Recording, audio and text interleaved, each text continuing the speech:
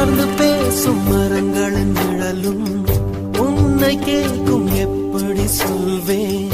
உதிர்ந்து போன மலரின் மௌனமா தூது பேசும் கொலுசின் ஒலியை அறைகள் கேட்கும் எப்படி சொல்வேன் உடைந்து போன வளையல் பேசுமா உள்ளங்கையில் வெப்பம் சேர்க்கும் விரல்கள் இன்று எங்கே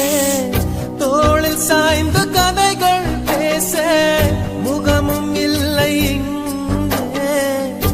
முதல் கனவு முடிந்திடும் முன்னம்